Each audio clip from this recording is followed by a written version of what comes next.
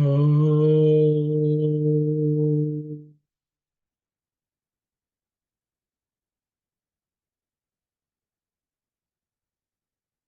Om.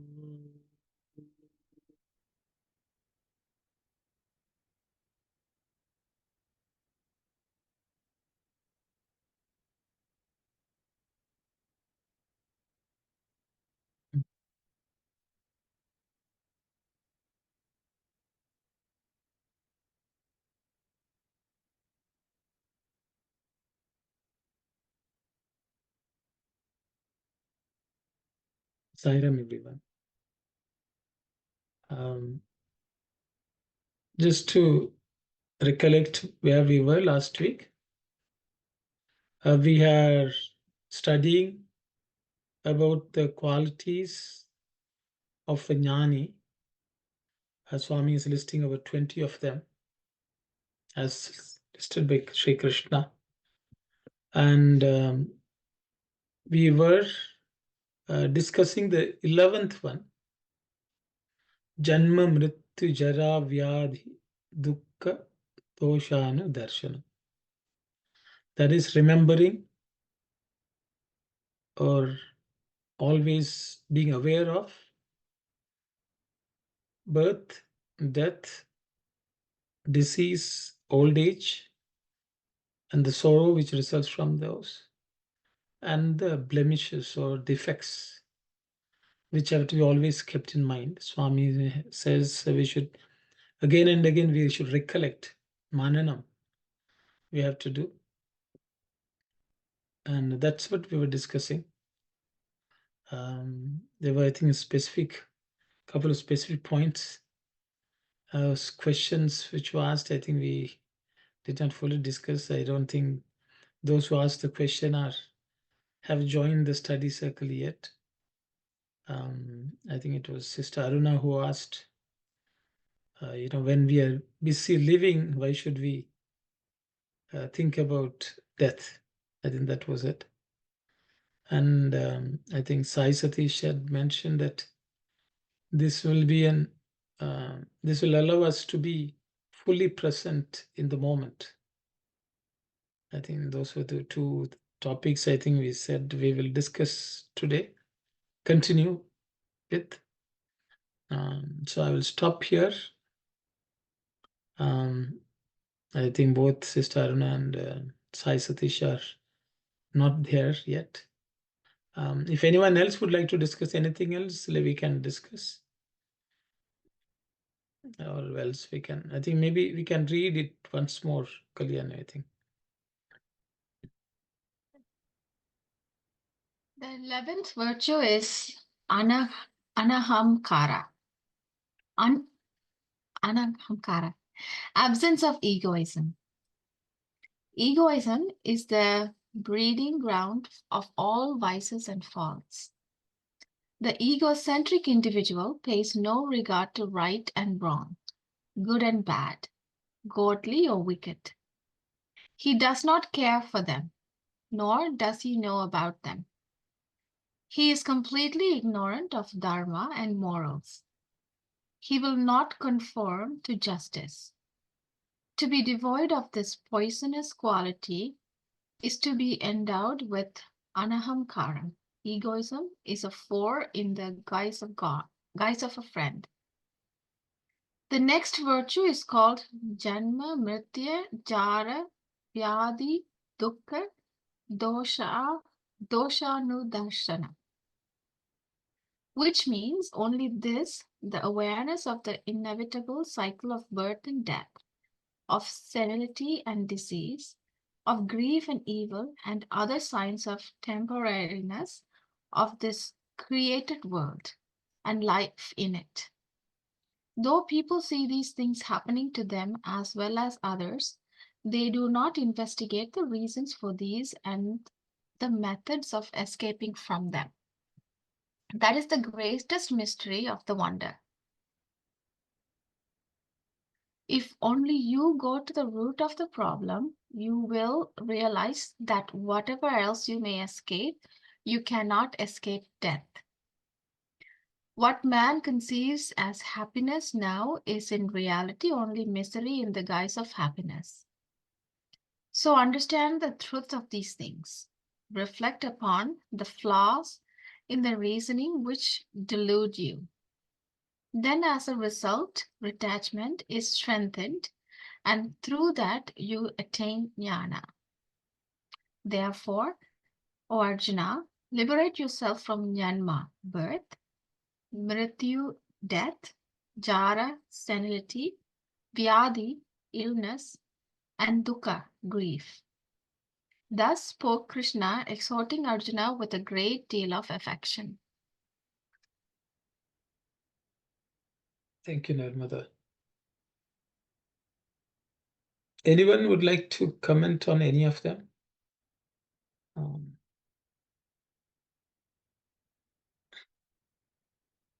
Why do you think in this particular sentence, the Swami saying that with what prema did Krishna's teaching this?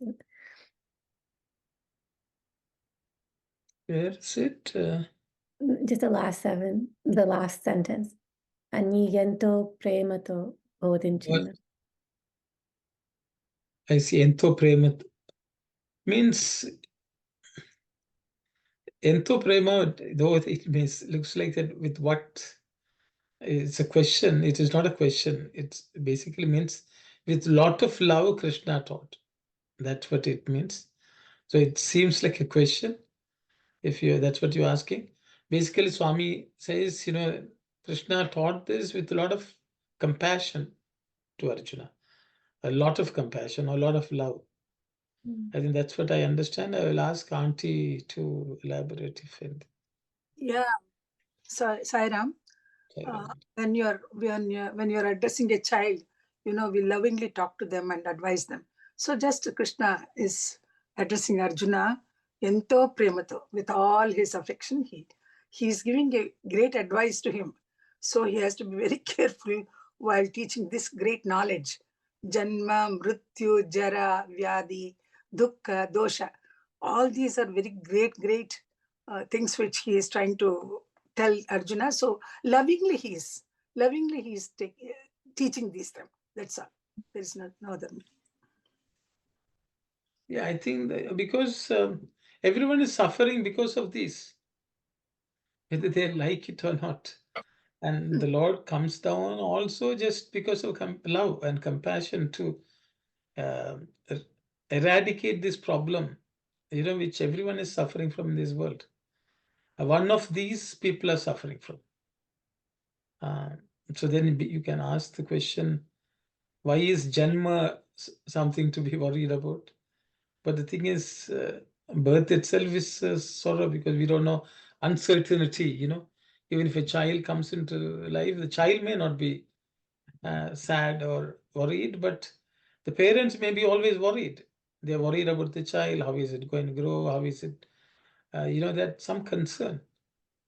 I think so. Each of them actually causes people to suffer in some way or other, or sorrow. Okay, I think that's my understanding. Jara means senility. It is written here. Old Jara, age.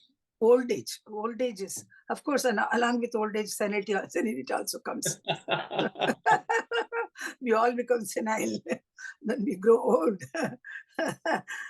So very appropriately said. I think in originally the word senile means one who is old age, but I think as time went on, it has taken a slightly negative meaning, and it only refers to certain behaviors of someone who is old. But I think originally, I think it may have been a general description of old age itself, I think. But now it has become so negative connotation of. And I think also, becoming old, maybe not too many people are worried about it unless they become senile.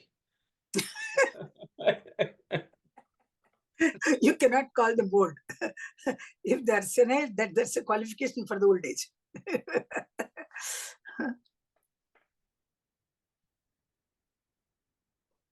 And now that Sai Satish has come, maybe I will Sai Satish, there was one topic which you mentioned. I thought I posed a question. You said, being aware of this will make one be 100% present in the present, or something of that sort. What it is to be fully present in the moment. So I think I had asked. I thought we'll just discuss it.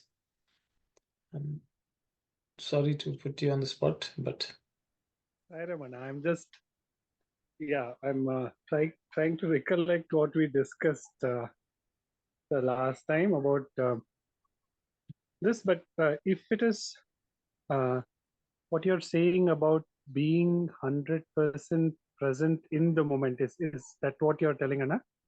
yeah, I think that's what you mentioned. So I asked Sai Satish, what do you mean by being present 100%? Oh, okay. So So being present 100% means I'm not in the past, I'm not in the future, I am in the present. So I'm not carrying the baggage of the past. That is the worries from the past, or the depression from the past, and the anxiety for the future.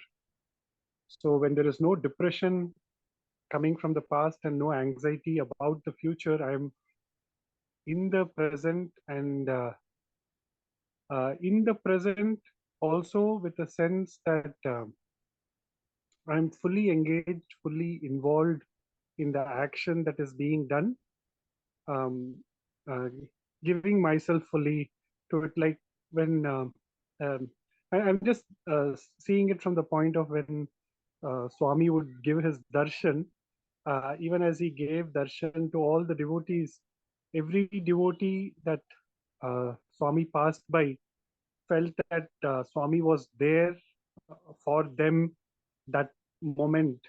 So it was that kind of a feeling where they felt like literally um, uh, the 100% presence of Swami for them, and that could be because Swami was giving himself every moment by being in the moment. That's what I would relate, Anna. But I'll stop here. I'm just because why I asked that question was because you are mentioning it in the context of Janma Mrityu Jara Vyadhi Dukkha Doshanu Darshan. So you said if we are aware of the problems which comes from Janma, Jara, Vyadhi, and all that. So I think people may ask, so how can being aware of these make one be present fully? That's what was my question. I think so. My question was twofold. What do we mean by just being present, which you have mentioned? Let's not think about the past. Let's not worry about the future. We behind the present. But how did you link it to this? Was my question. I don't know whether you need some time to recollect. yes, Anna. Maybe I'll just take some time because I'm carrying the baggage of several other things, so I'm not able to relate exactly where we were last time on it. I apologize. No problem. No problem. Anyone else would like to comment on this?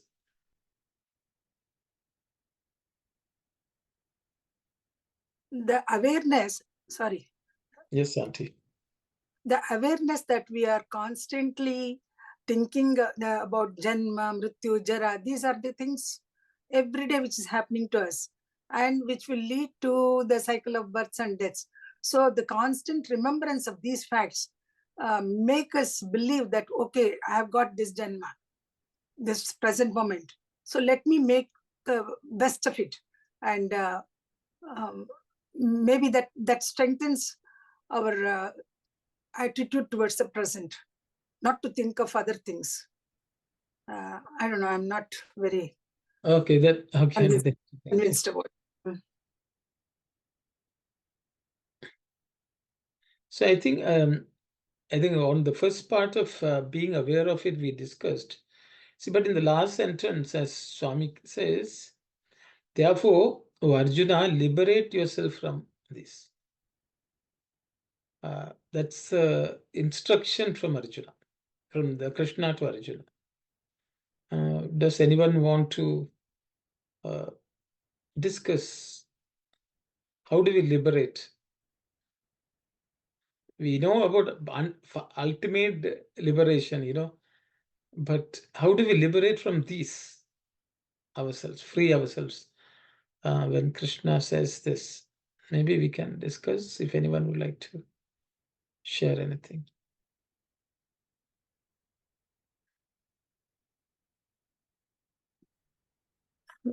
In previous sentence, is Swami saying that we should constantly do manana? Yes, And that's that- reflect upon, that's Swami's manana, yes. And through that manana, we will get vairagya. Detachment. I guess if you're just thinking that one day I will get diseased, one day I will die, one day this will happen. Like if you keep thinking that, is that itself going to liberate you from it? Or when it actually happens, then it's a whole nother experience. Yeah. Now, Sairam, Well, what Swami is trying to tell us is, by remembering this Janma Mrityu, it is a cycle where I am caught, I have to liberate myself. That thought may lead to there's a detachment, moha, that you will get rid of that moha for this life, for this present things what I have.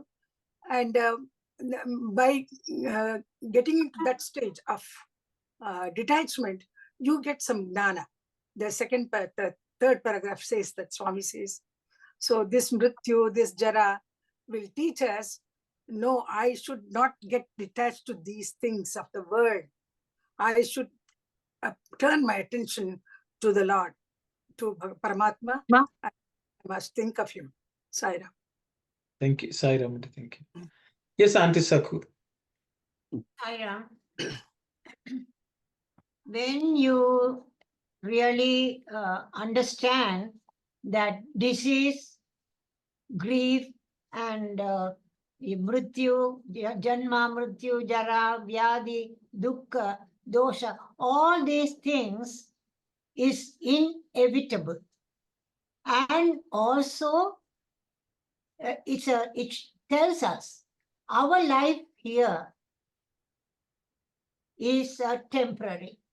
When you know this, you reflect on this knowledge deeply, and then you start to think, what can I do to help myself? Then you will investigate and you will find Baba's teaching helping you by developing your spiritual knowledge and discriminate what is permanent, what is going to give, what is permanent within you. That is the soul. So you have to look upon what you can do for your soul's liberation. That will help you to attain the spiritual paths to overcome and develop your jnana, wisdom. So, through meditation, through all your sadhanas, dhyana, all these things, and also japa and namasmarana, all these things will help you to develop your wisdom.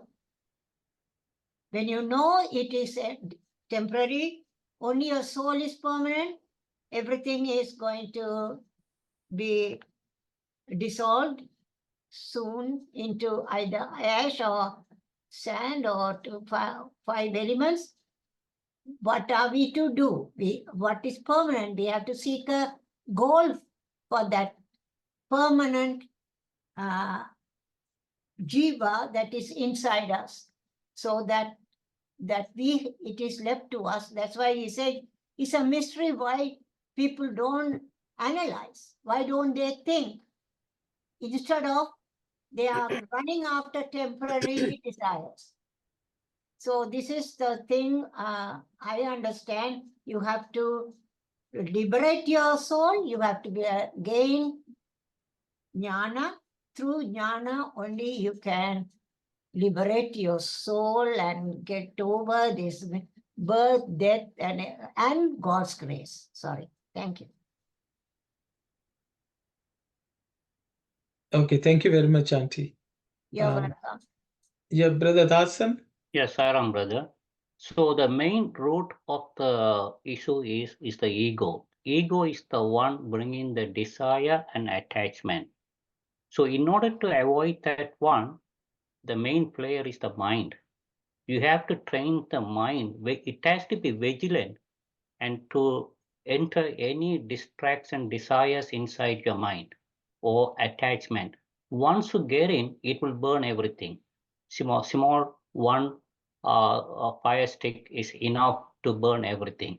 So you have to be careful, try to keep the mind empty, and whatever you learn how to liberate, everyone knows. So remember that one, then that remembrance not going to enter anything inside the mind. That way you can get rid of the ego and you can achieve the target. Thank you.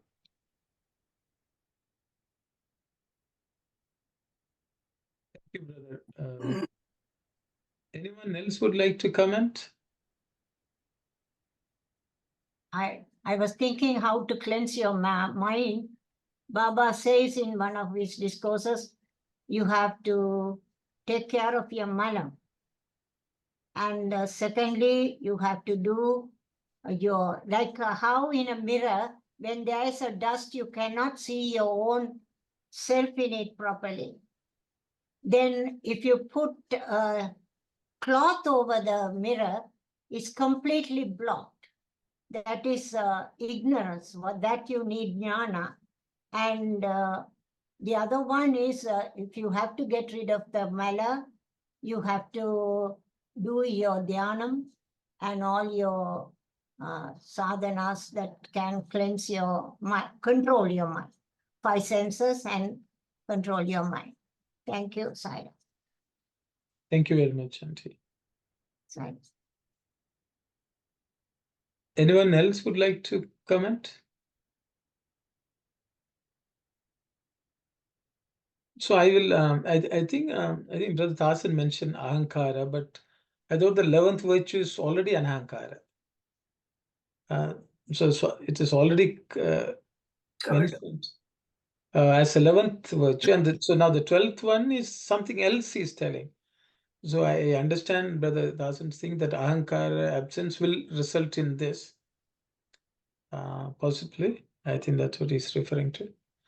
But I think Sakwanti talked about jnana, which Swami has also mentioned. So what does what does Swami mean by jnana? Also, I think we can discuss. But I think it's Kalyani's question. If all this is there, that how do we live? I think that takes us back to the question Sister Aruna raised. When we are living, why should we think about death? Okay, so we can't live then. I think that will become the problem. So does Krishna says don't live? No. Or don't always worry about think that you're going to die. You're going to die. That's what Krishna means? I think then what does he want us to understand? He wants us to think about death. Should I say every day, oh, next moment I'm going to die, next moment I'm going to die? Then we will only think about that, we will not do anything. And that was Sister Aruna's worry. So yes, Sai Satish. Sorry, Abuna. So I was just trying to look at the story of Parikshit. And once Parikshit gets to know that he's been cursed by Shringi, that is Saint Samika's son, and he has only 7 days to live. The way he approached life till he got to know about the time to death was one thing, and the way he approached life after he got to know that he has has only 7 days to live was something different. And we know that the Srimad Bhagavatam is because of those 7 days that Parikshit had to live, where Sukha Mahamuni came and gave the Bhagavatam. So I think in the context of death, it gives more about what is to prioritize in life.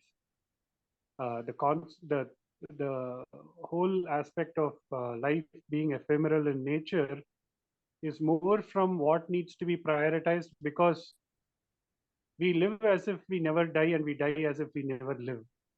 And I think from that concept, the Smara Nityam Anityatam, and it is said Smara Nityam Anityatam, more from the aspect of it has to be done constantly and incessantly. So everything is valued against the highest priority. What is the highest priority in life? Is to become one with that Lord, or to go back to that source from where we came.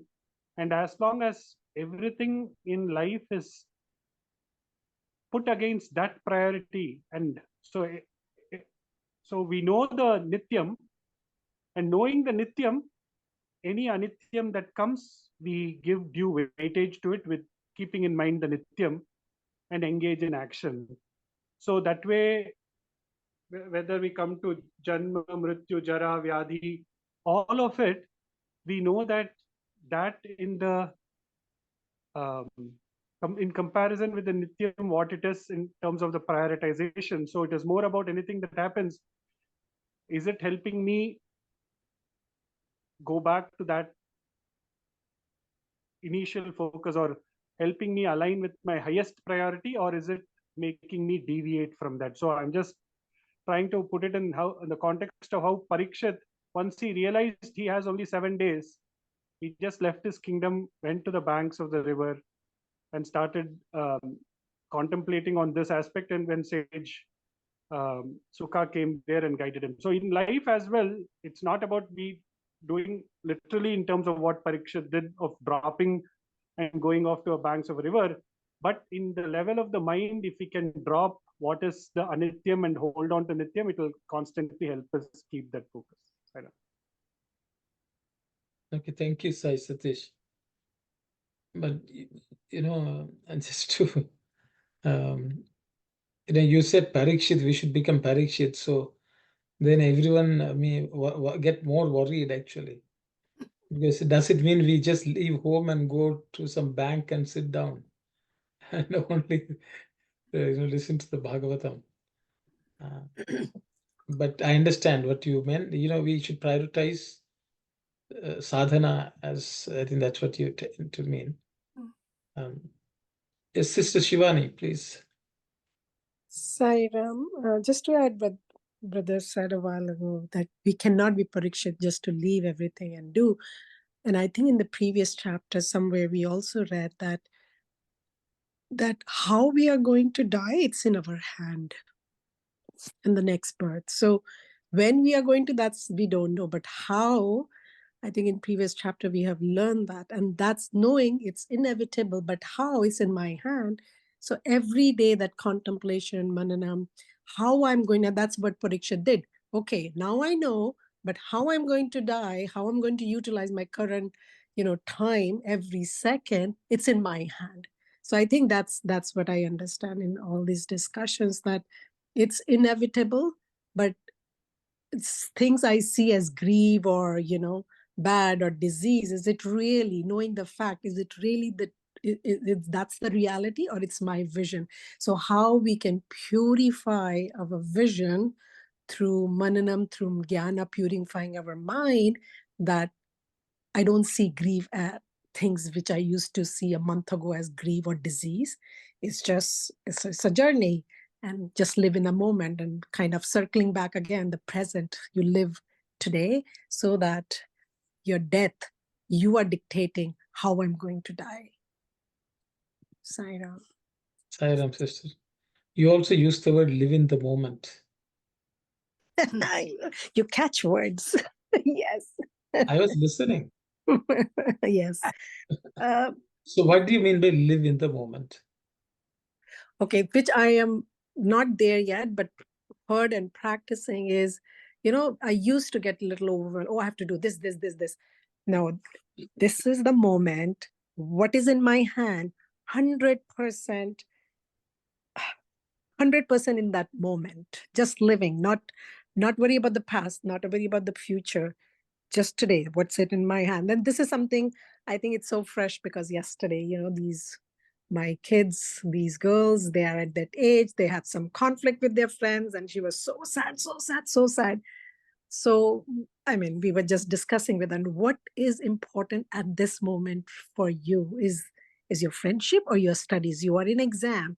What is more important at this moment? And she said, my studies. So living in the moment is what is, as I'm repeating what brother said, prioritizing yourself. What is more important at this moment? Not past, not future, this second, this split seconds. So you said 100% again. Live in the moment is one. Okay, I understand. But then 100%, what is that 100%? Not there yet. Not there, there yet. I mean, see, I don't know. Sorry for that. I think I understand, but I'm not sure if I will be able to. So because you use the word, so I want to understand what you meant by what you said. That is I'm not meditation, asking... brother. Like how people focus. You know how, for example, in my group 4 girls, we were talking about meditation for 2 or 3 minutes. And there is a girl who is in dance. And she said, when I sit down quietly, but I'm still thinking about my dance, the next step. And we told her, even if when you're dancing and you're focusing on your dance is meditation. You don't need to sit on the floor and do. But if she said, every step, the way my fingers are moving, the way my posture is. So I believe I'm just taking her how she was expressing that. I just engross myself. I don't remember anything. Even if I'm sitting, I'm eating, I'm remembering my, the movements. So I think she's not 100% in that moment, but when she is dancing, she is 100% in that moment because she's just engrossed. Nothing is in her mind, but she is in that every act, every finger, every her body language is just, she's engrossed in that.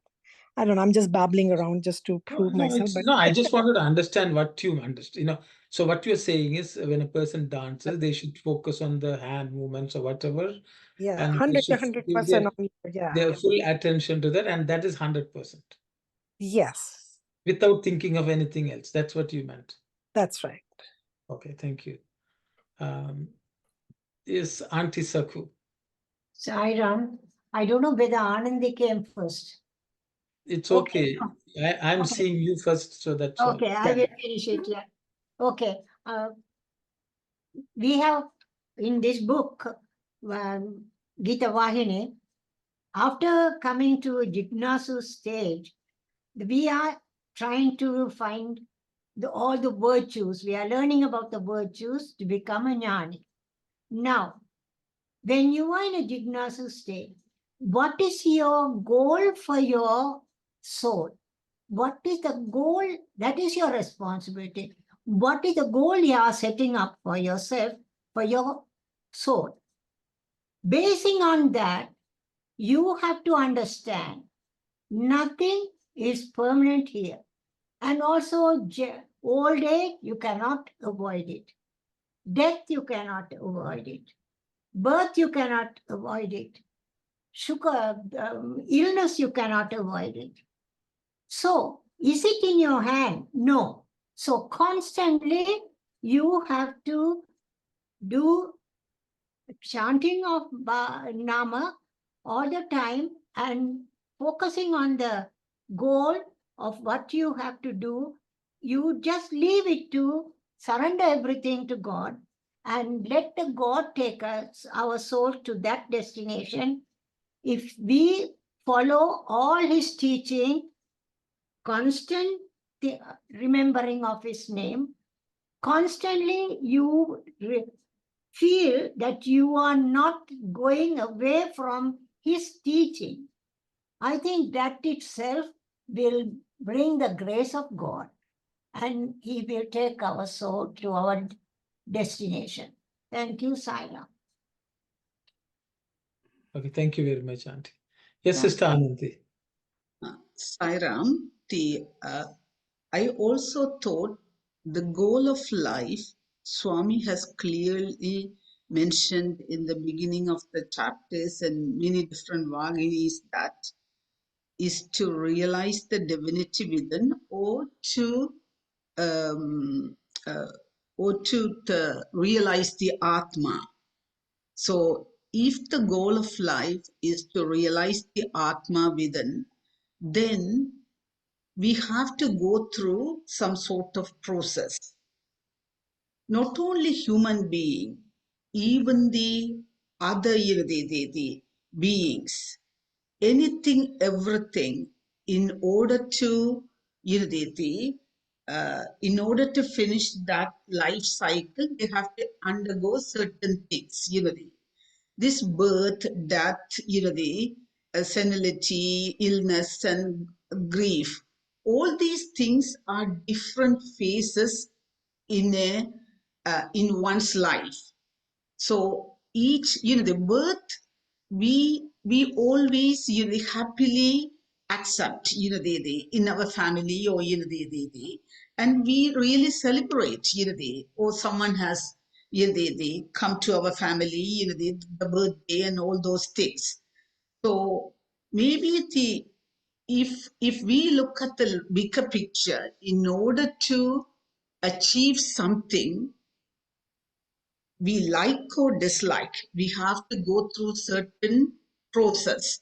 So these things, whatever Swami mentioned in this one, Swami also beautifully said that these are inevitable cycles, to achieve something. So we have to happily, accept, already they explained by Sakwanti that, with the wisdom, or maybe the whatever we learn from Swami's teachings, we have to apply those and understand these are the cycles, and we have to accept our the old age and the illness and the dukkha and everything.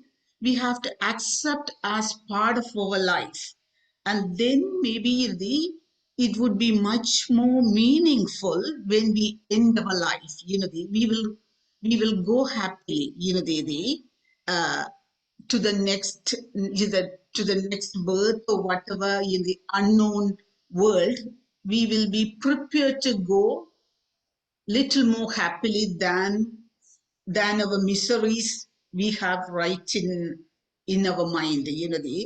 That sort of things I am taking, that these are inevitable part of the life cycle to achieve something more than temporary. In order to achieve that permanent thing, we have to go through the cycle. We have to prepare our mind, every single moment. These are good. We have to accept. We have to go through these. We have to enjoy. That's why even our elders, ancestors, they called each and every phase of our life is beautiful. Enjoy that. Not only in the youth stage, or the other stage, even the old age, there is a beauty in it. Enjoy that moment and get ready to go. Thank you. Loving Saira. Thank you. Sairam, sister, you nicely talked about beauty we have to enjoy. So do you think even disease is, we should enjoy it like a beauty? I have seen some people in real life,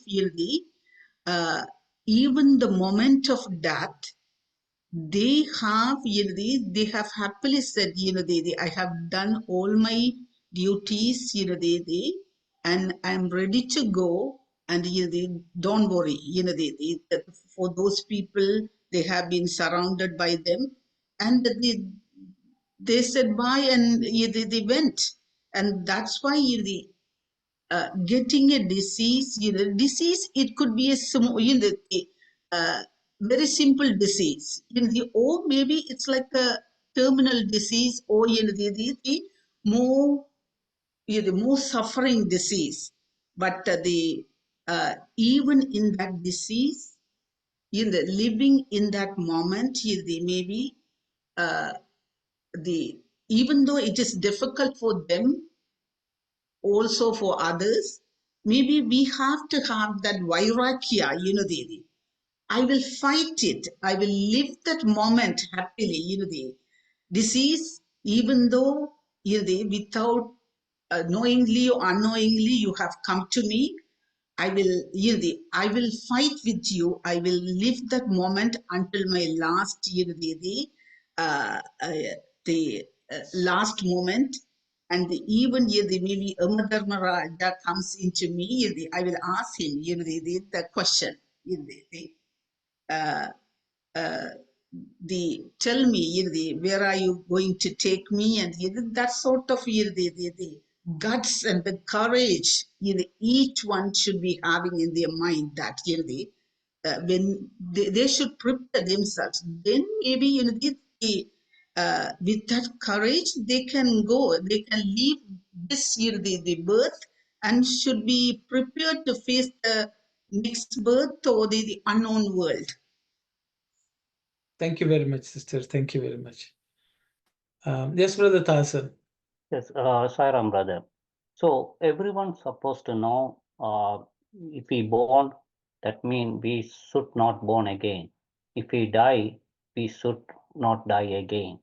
So for that, if in order to understand that one, that's what Swami told many times, read the Ramayanam, read the Bhagavad Gita, read some religious books, then you'll get inside of that one.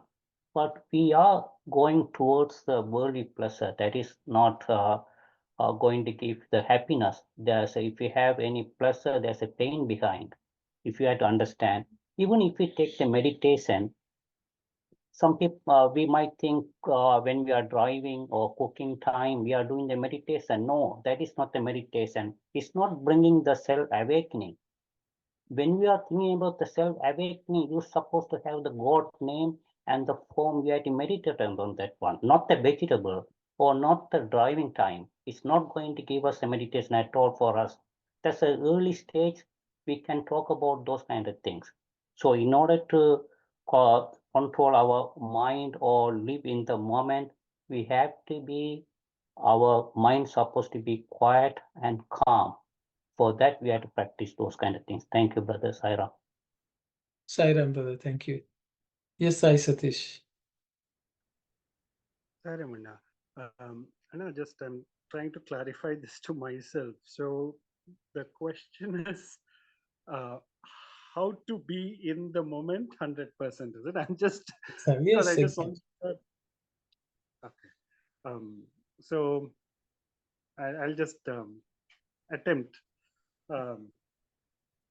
So one, there's a story to like two boys who number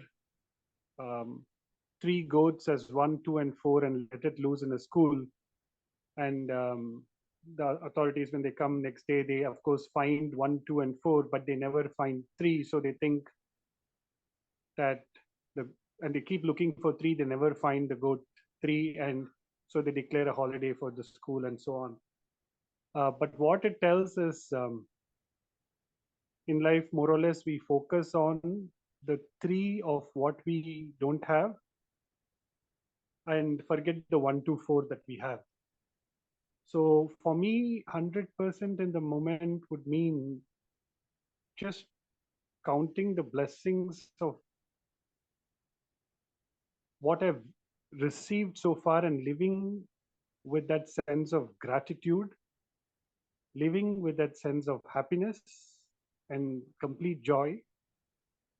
And as much as possible, look at any activity as the one that is Swami given, and Swami is the one who is helping us do that kind of activity till it gets to a point of the small I vanishing and only the capital I existing. So in the moment, meaning,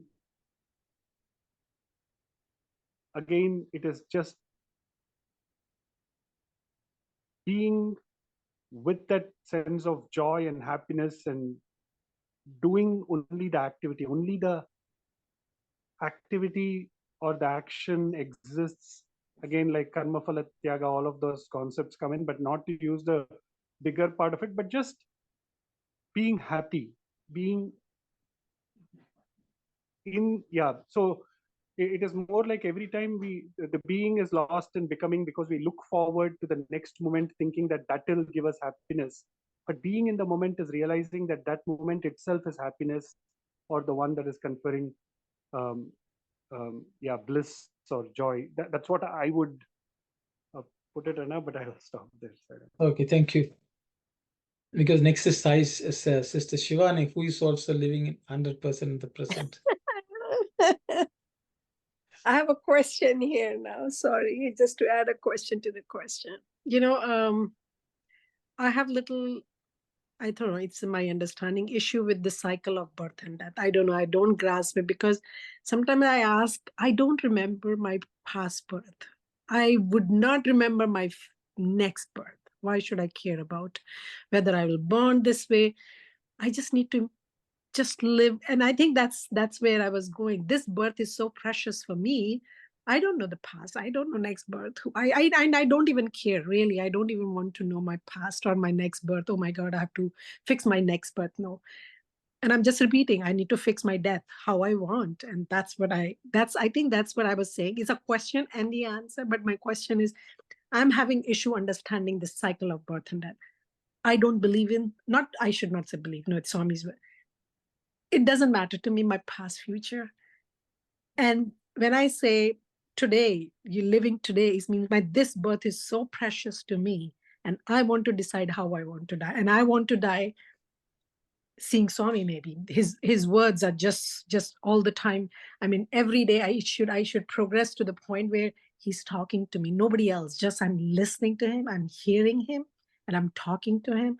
Maybe people will say I'm cuckoo. It's okay. But I want to live that life. So to me, that is present. This birth is present, and how I'm going to live. So if the question is, do we really need to worry about the cycle of birth and death? That's a question. Sorry, I'll stop there. Okay, thank you, sister. I want to know your opinion about this matter.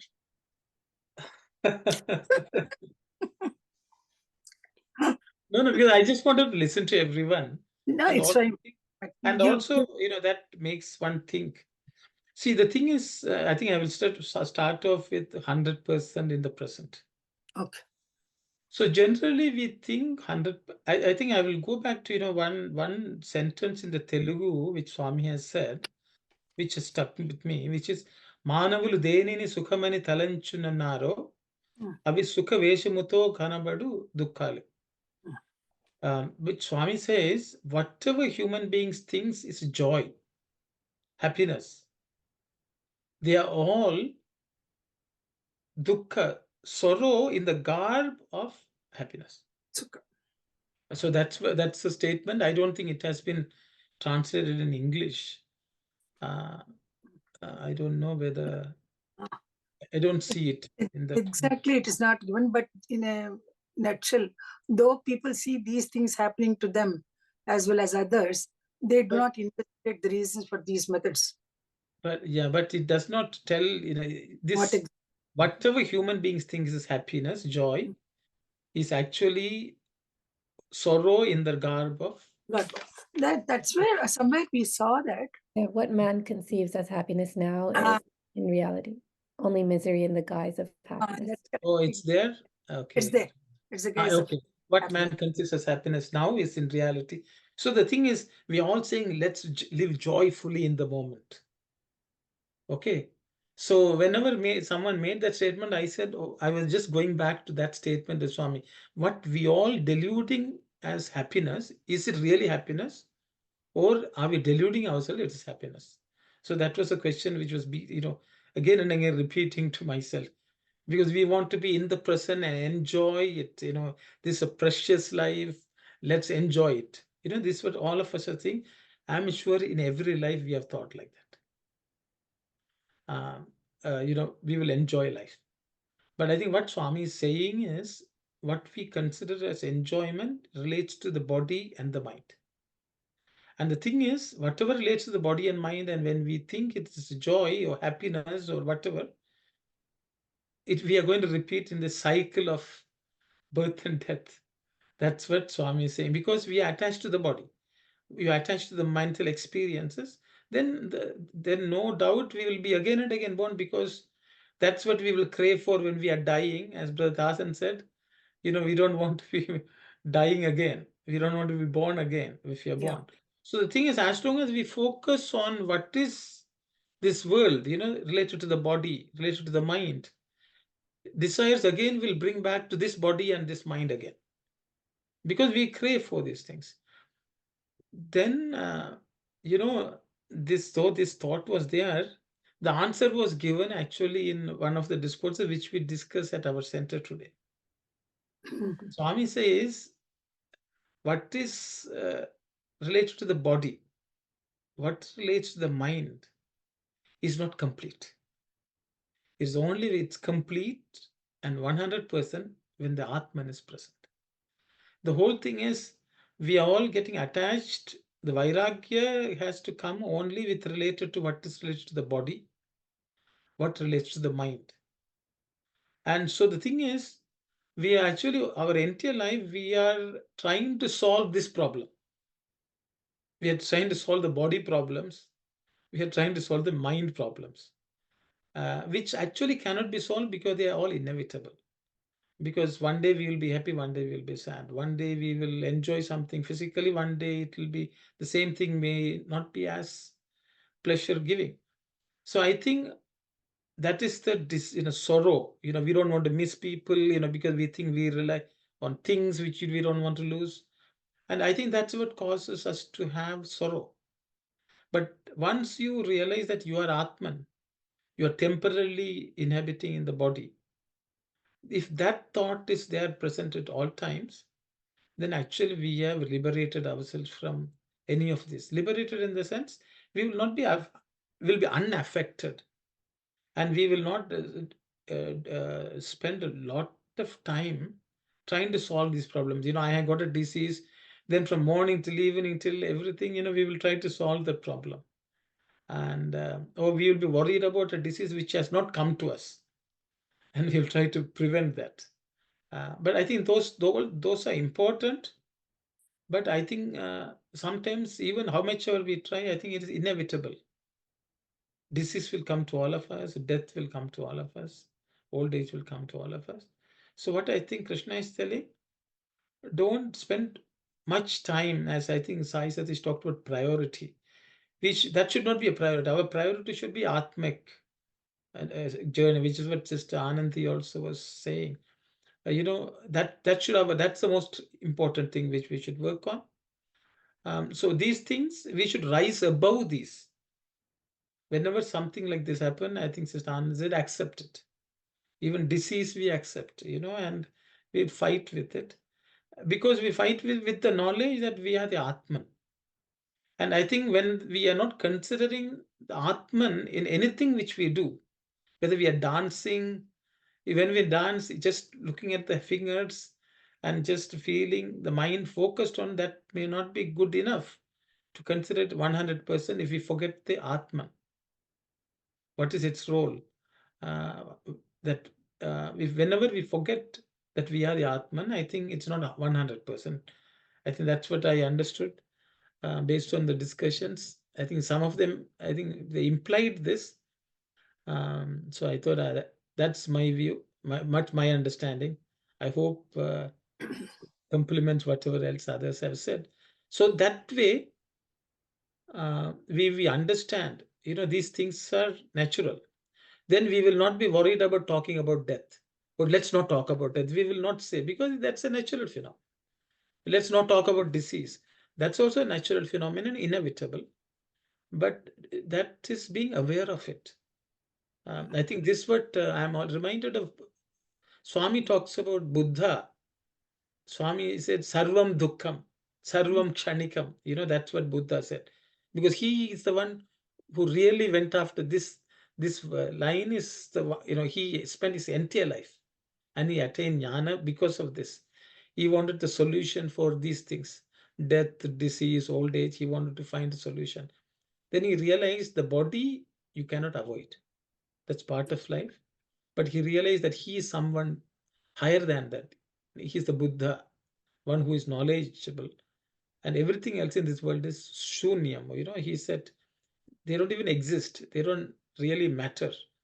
I think so. Buddha was a classic example of someone who rose above. It is not that he himself died of disease. He himself died of old age. He also died. The body died. But that did not affect him because he realized he was much higher than that. And I think that's what Krishna wants Arjuna to rise above. Don't be dragged down by these things which happen naturally in this world. Don't be scared of them. Don't be scared of talking about them.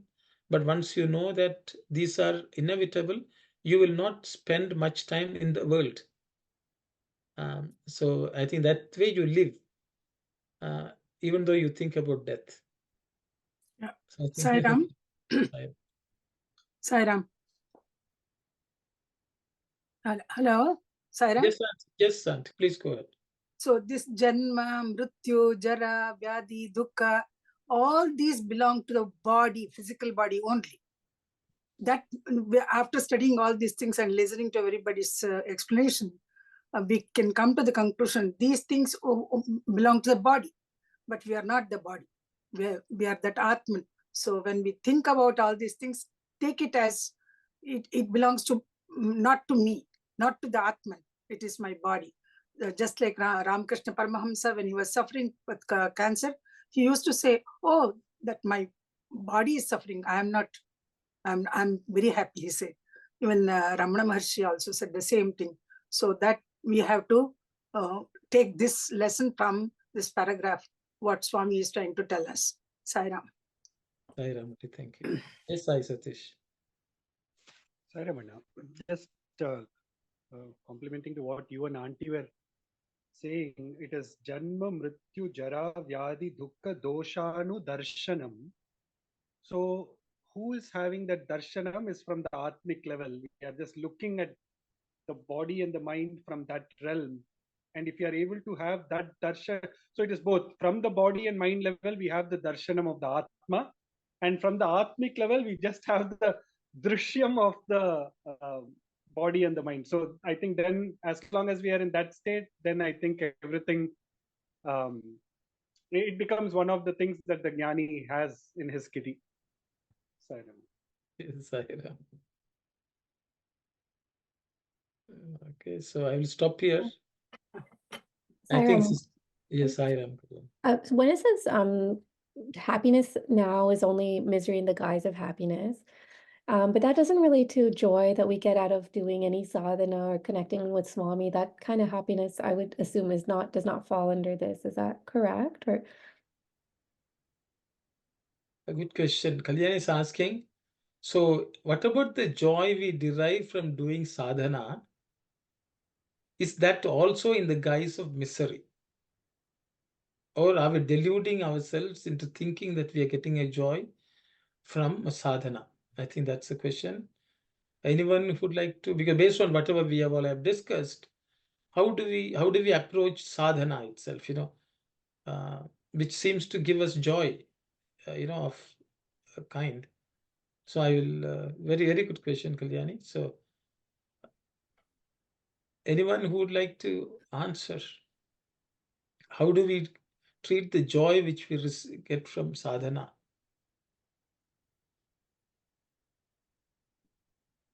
Sai Ram, brother. Yes. So that means we are doing the God's work. Any work you have to do with the love. That love will going to bring happiness, but you are not cling to the action. Then you cannot put the face down and you cannot do the work. You have to be, the love supposed to be reflect on your face. You have to enjoy it. Thank you, brother. Sai Ram. Sai Ram, Sai Ram. Yes, Sai Satish. Sai Ram, I'll just attempt. So the like now if we look at worldly joy,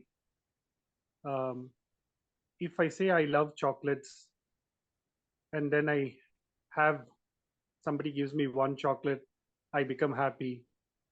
Then somebody gives me 10 chocolates, I'm still okay, I'm happy. But afterwards, if I keep eating that, if I get to a level of eating 100 chocolates or not, at that point in time, no longer is the joy going to increase. After that, it's going to actually, it gives an appearance of increasing, and then actually it becomes misery in terms of stomach upset or some other of that kind. So it is in terms of its ability to give what we call joy is transient, which we know, because if you were to plot happiness on y-axis and have x-axis, we have chocolates, we know definitely that happiness doesn't keep increasing and increasing. There's a point where it dips. But in the case of sadhana, again, I think when we start, it may start on a level similar to that kind of a chocolate experience.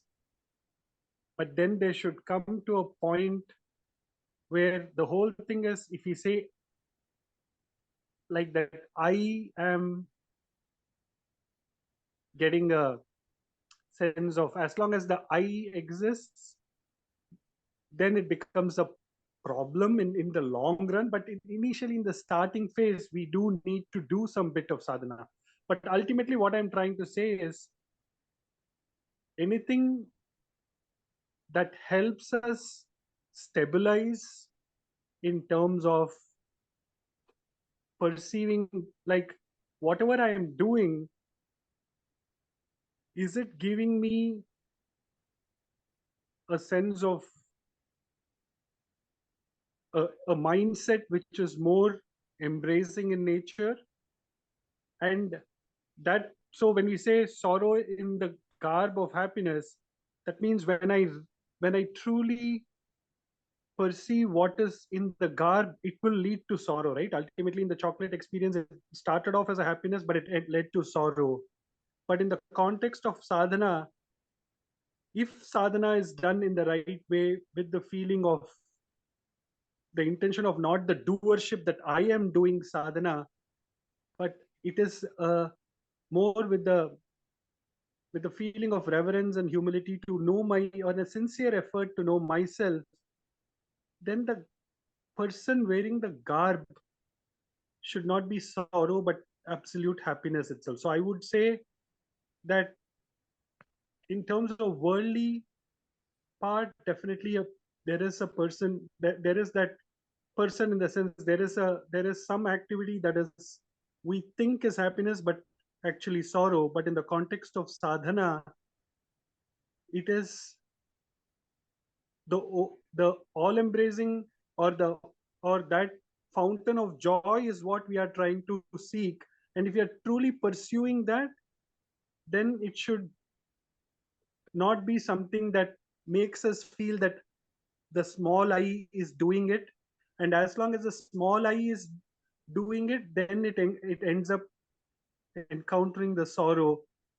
But if it's helping the small I vanish, then it is helping to reach out to that. So I would put it more on a note that it is, as long as we are established in the purpose of what that sadhana is in its ultimate sense, then it should not be sorrow in the garb of happiness. Sorry if it was long-winded.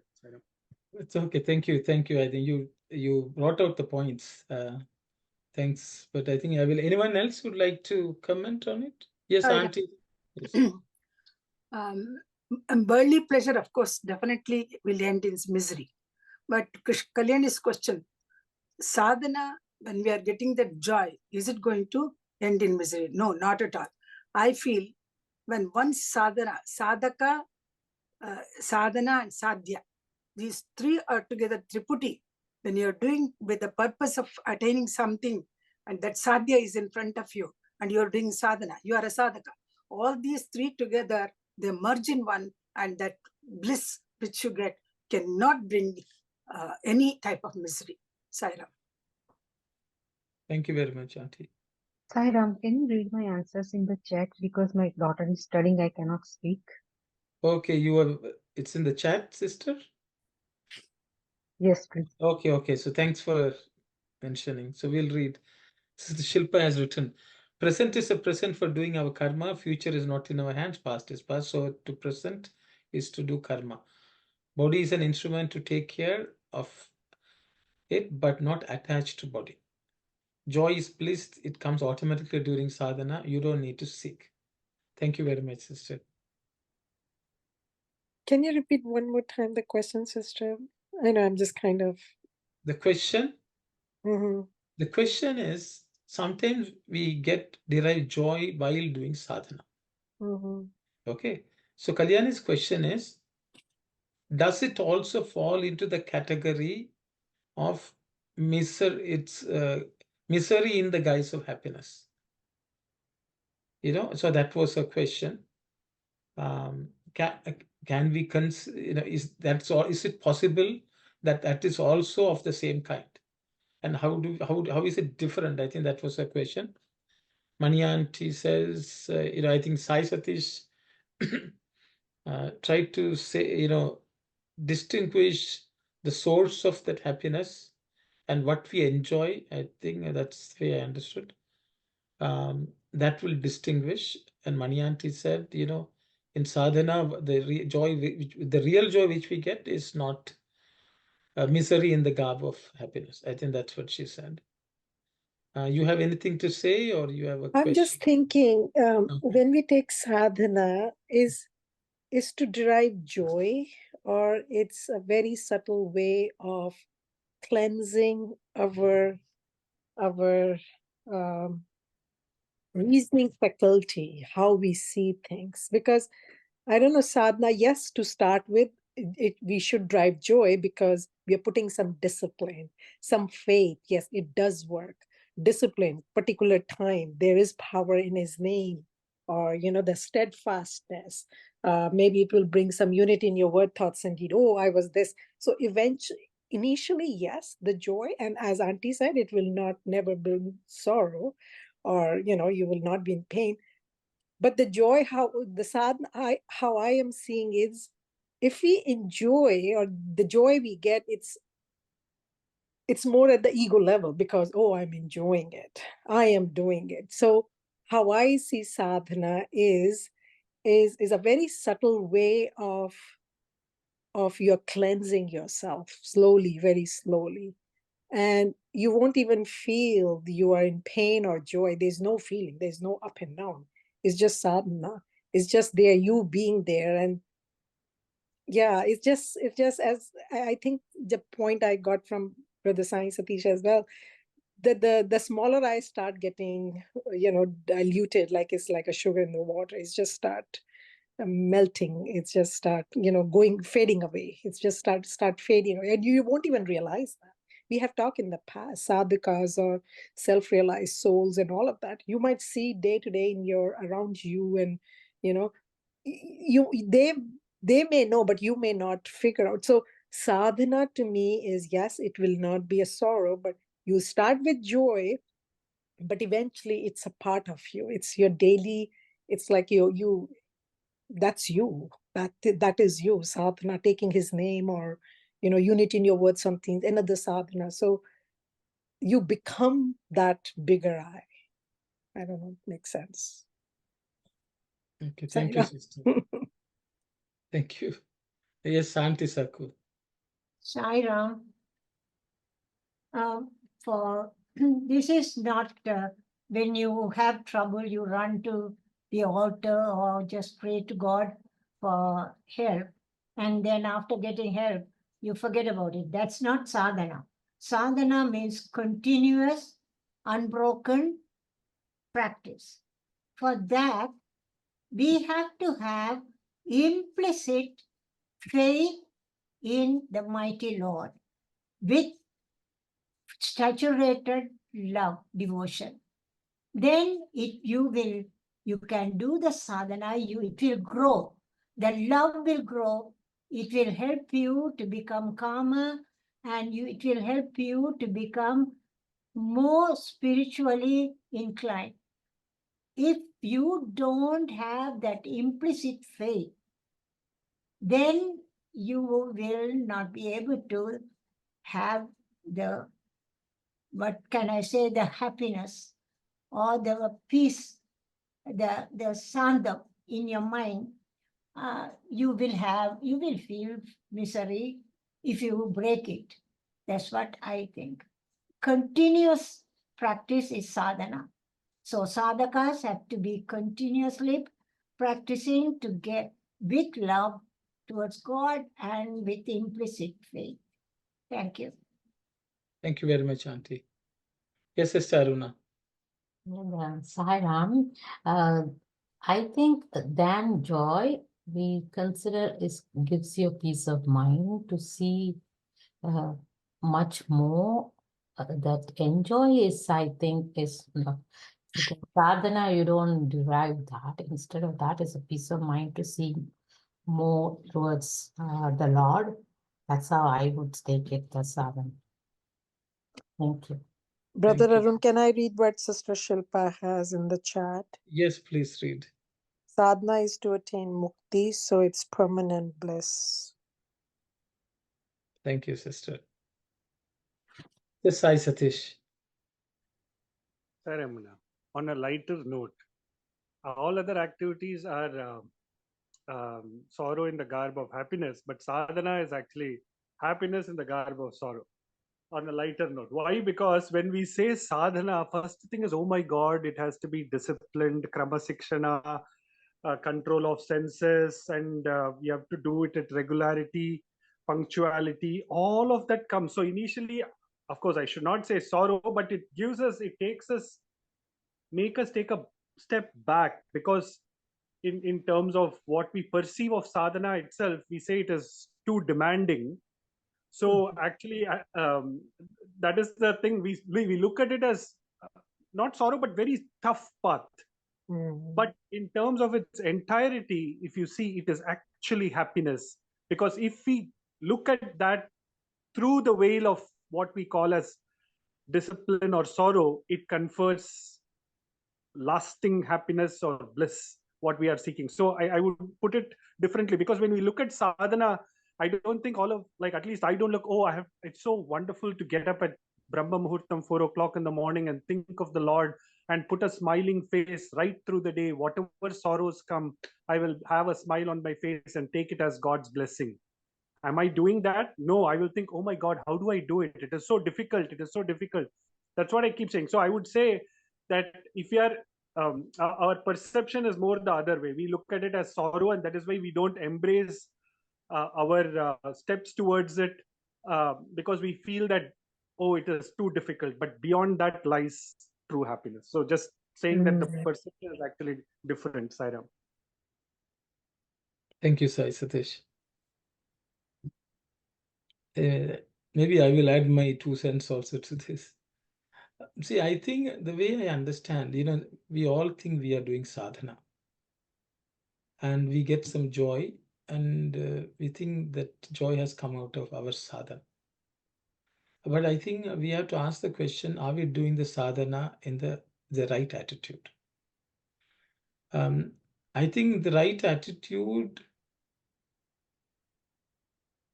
okay, Sister Shilpa says, during the sadhanas, we are connected to God, so we are detached from pleasure and pain. So the thing is, I think that's the question. So the way I sort of, based on all of our discussion, what I understand is, if we have not cultivated some vairagya in this world with related to body and mind, even our sadhana will have some attachment with it. So the thing is, so it is for us to understand, if we are really doing sadhana, we would have cultivated detachment in the world, as far as the world is concerned also. If you have cultivated detachment in the world, then our sadhana, the joy we get, is real. As Sai Satish said, even though it may be misery, it is actually joy in the end. I just to say, for example, we all go to Puttaparthi. We all pray. Want to go on a pilgrimage. We go there, And then when you go there, you encounter certain challenges. Somebody was rude to me, there were all the comforts, material comforts were not present. All that may bother us. So if that happens, then we have our sadhana maybe slightly faulty, because what we thought will be such a joy turned out to be partially miserable. So the thing is, that means we are still attached to certain things. So there are many people who now don't want to go to Puttaparthi, because once upon a time they could stand on the podium and give talks. Now they feel, oh, I can't give the talks, so then the sadhana was giving talks at the podium. And they have said we will cut off from them. It's adharmic. So the thing is, what they thought sadhana was may have been misguided. So you see, but the problem is that is the nature of mind, which can distract you from something. Because ultimately, when we go to the Lord will remove your ego. The most painful exercise. And that most painful exercise, as Sai Sathya says, is actually real joy in the garb of misery. If we cannot accept that misery with humility, with submitting our ego, then we are actually imagining misery to be happiness and thinking that we are all very good, we are doing sadhana. Because ultimately we cannot sacrifice our ego. We cannot sacrifice our position. So we are attached to some things and we think we are enjoying some sadhanic bliss coming from sadhana. So this is a final hurdle which we have to cross. So that is the real test to see whether we deluding ourselves, thinking that we are getting spiritual bliss, or are we really tasting that spiritual bliss? The ultimate test is ego. Ego is attachment, I think, which is what Brother Dasan had already mentioned. If the ego is the hurdle. So I think that is the test. And if we know that we are able to give up everything for the sake of the Lord, that's real vairagya. And then the joy which we get is real and permanent bliss.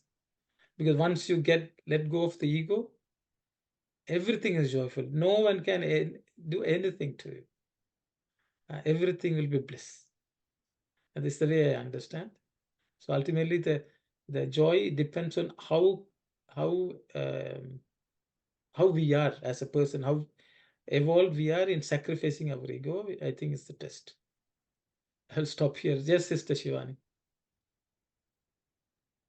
I'm just sorry. You can, yeah, go ahead, Auntie. I was just reminding my question. That's it. That if we get a chance, if we can read about, we can discuss. Do we really need to know, have awareness of cycle of birth and death? Auntie, you go ahead. I think so. Kalyani, I think you go ahead. Okay. Unless Sister Shivani is thinking it's Auntie Kalyani. Oh, okay. Sorry. So I was just so Uncle, like I guess so if you're like, for example, if you just I'm asking, like, say from your personal experience, like when you do some sadhana, like you might feel Swami's presence and you feel that connection, then like say I'm just because I had a cold recently, like every time I get a cold, which is like the most minor of illnesses, then like it's like my mind, everything is so much into the body, like the physical pains that the body's going through, that I just cannot experience that same connection so even though I may routinely do the same things that I do on another day, but it feels so bad because like I'm just not able to feel the same way. And then I'm just thinking about at the time of death, if I'm lying, in some bed for more than a week, a month, like, and you're in that so much physical pain, and that just seems like such a terrible state to not even be able to feel or feel that connection with Swami. So then, yeah, like I guess what's the solution? Just working harder. Good question. Kalyani is asking, we have suffering from some disease, the pain and the suffering is just consuming us completely. What do we do and how do we overcome that? I think that's the question. I think which all of us face in our life. How can we feel Swami's presence? Sister Shilpa says it's a test of our faith. Anyone would like to comment on it? Can I try? Yes. Okay, so there are a couple things. This is how my little mind, I have a back problem. I had a back problem, very severe back problem, shoulder problem. And when I came to Canada, I couldn't sit for bhajans for more than half an hour. Like it's a sharping pain on my shoulder. I couldn't. There was no way. And I was trying my best every Thursday, come there. And you were fidgety and you disturb other people as well. I'm just going to give you two scenarios, like what I have felt and my communication with him. So I said, okay. So I reached to the point where one Thursday I was going for bhajan and I said, okay, this might be the last bhajan because I can't come anymore and be fidgety and trouble people. So maybe I will sit at home and just, in my bed, I will certain posture which is comfortable and I won't be able to come. So goodbye. I literally said goodbye to him. Literally in my mind, I said, Bhagawan, I can't come anymore. From that day, believe me, that pain is vanished. I didn't realize until 2 years ago. Something happened and I said, what the heck? Where did that pain go? I didn't even realize it. I literally said bye to him. I said, you know what? I can't. This is taking too much of my, I am body conscious. I want to come Thursday. I can't. Second thing is, I have a lot of back issue, but not anymore. As Swami said, when you come to Prashanti and nothing can happen. So I was basically kind of in my mind testing him. And I can't sit on the floor without any cushion. So in 2010, I think we Cooksville Science Center went and I didn't have my cushion there and I can't sit more than 15 minutes, right? And I still have that. That pain didn't go away, but I need cushion. And I didn't have cushion and 4 hours I sat on the floor, got up as a young lad, like 10 years old girl, without any pain. I guess the power, just thinking about him, I don't know. I'm sharing. I guess it's just divert your mind to him. It's you take care of it. You know what? I can't. I don't want to forget you. I don't want to, live my life without your name. So you find a solution. I am helpless. That's how I think. Sorry. Just sharing my physical pain and how he has helped me from time to time. Sorry. Thank you, sister. I will just read the Sister Shilpa's. She says, take Vibhuti and do Namasmaran, the best medicine during pain. That's from Sister Shilpa. Yes, Brother Dasan. So, Sairam, brother.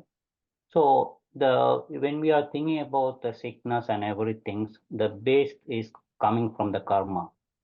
So every action, it has a reaction, reflection, resound. So we have to face that one. Even God come to this earth, he has to face that one. That's what happened to Lord Krishna too, how he died and everything. We know. So birth cycle also is depend on the karma. So if we have anything happen to us, good fruit or bitter fruit, we have to accept that one. When we give any judgment or in the world we think, we have to accept same way. But when we pray the Lord, it can be reduced or it can be, it's all up to the devotee or how he have the connections with the Lord. That's all I can say, brother. Thank you, Saira. Say Sairam, Sai Satish. So, of course, like the baggage of what I'm carrying from previous births, let alone this birth, is so intense that every time I am faced with any adversity, be it small or big, the tendency is for the mind to go outward and lose the focus on the inside.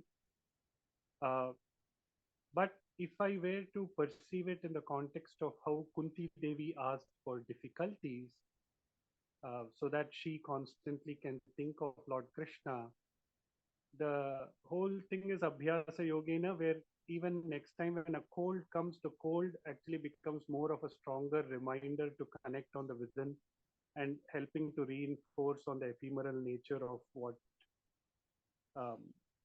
the body is. So at the end, I think, and I'm sure Sister Kalyani and other sincere sadhakas are already doing that, but it's about the flip of the coin, what I see as a distraction to what I see it as a reinforcement. So the same cold can reinforce to me on what the nature of the body is in terms of again and again telling that this is what it is, and which helps the mind go deeper within. Because no doubt when the body is tired and it pulls the mind along with it, and so the focus on the Atman gets shaky. But if the mind is strongly focused on the Atman, so strong that even when the body shakes, it continues to stay on its ekagrata on the inside, then the outside only constantly reminds the mind that this is what it is, Smara Nityam Anityatam, and go back and look on the inside. And it comes with constant reinforcement, constant practice. Even when they say Ramakrishna Paramahamsa's disciple, like Lattu Maharaj, they say that even in his old age, he's like literally attained the state of being the Paramahamsa himself. But even when he was old and he could not get up, he would ask his disciples to help him to sit and do his sadhana. And they would ask, why, Master, why do you have to do it? You have attained it all. And he says, no, I have to do it, even whatever it is. So it is just about sticking with the schedule that we have drawn for ourselves with Swami and sticking to it despite whatever happens, be it cold or anything beyond that as well, which constantly using it more to reinforce what is transient, and that whole thing of what we discussed about the whole part of Janma, Mrityu, Jara, Vyadhi, Dukkha. So it's more again just reinforcing of what it is, because ultimately what pulls away can also push within. So I think if we can look at it from that context, it's about whether which side of the coin we shine bright, whether it's the tail or the head. So I think we can reinforce it. Thank you, Sai Satish. So it's about, yes, Auntie, you want to say something? Nothing, just to remind you that it's 4:28. Yes, I know it's 4:28, so I will just close with some comments. Thanks for everyone sharing. Kalyani, maybe I will just quickly add to whatever others have said. See, the thing is, talking about Ramakrishna and Vivekananda, once Vivekananda could not meditate apparently because he developed some pain in the leg or something like the knee or somewhere. So he went and told Ramakrishna, I'm unable to meditate. This pain is bothering me so much. So he said, meditate on the pain. Don't meditate on your normal object. Just meditate on the pain. So the thing is, when you say meditate on the pain, what exactly did Ramakrishna mean is that everything is God's prasadam. Okay, so what happens is you may not be able to, you try as much as possible your regular sadhana, but there may be situations when you cannot do your regular sadhana. But what you can still continue to do is japam. As Sister Shilpa said, japam is in all situations we can do japam because the mind is still there. Though the mind will say, let me focus on the pain, I don't want to do japam. You tell the mind, just do japam. I think if by training the mind to do japam, whatever the situation, no other sadhana if you cannot do, you can still do japam. So I think that's all we can do. Because what generally happens is we may have a particular sadhana and we may not be able to do it, and then we get miserable. So there is, in my life also, at sometimes I've faced it. I think if I start talking about, that's one story, but I think next time. Brother, what do you mean by meditate on pain? What is he's trying to tell on that, saying that, okay, meditate on pain? What is this? You meditate on this statement, sister, till next Saturday. Okay. Next Saturday, and then for 1 week we have to meditate upon pain, Aruna. Sandy, we'll do that. That is ongoing thing, but we'll do that. See, meditate upon pain. See what it means. I don't want you to be miserable. So meditate upon pain means you should first ask, what is pain? What is paining? It's the body which is paining. The mind is feeling the pain. So that is what you will contemplate on. Then you realize, I am not the body. I am not the mind. I am the Atman. So the thing is, that is meditation. Meditation means contemplation. What is pain? Who is experiencing the pain? Is the leg experiencing the pain? Is the mind experiencing the pain? Am I experiencing the pain? Am I different from? Am I the body? Am I the mind? Then So you will say nay, nay, and get down to the right.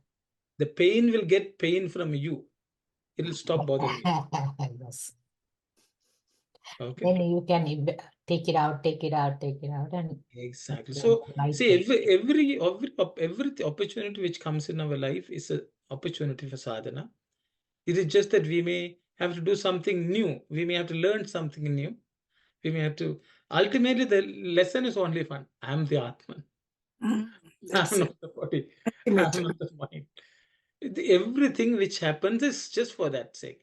Because as soon as we identify completely with the body, we'll be so miserable. Nothing will come. But the thing is, we should say this is reality. The body will have this problem. But while looking at the problem, you use that opportunity to learn that I am the Atman. Thank you. So which is what it is. So in every opportunity, we can transform that situation into sadhana. Okay, transform each situation into sadhana by asking, just same, am I the body?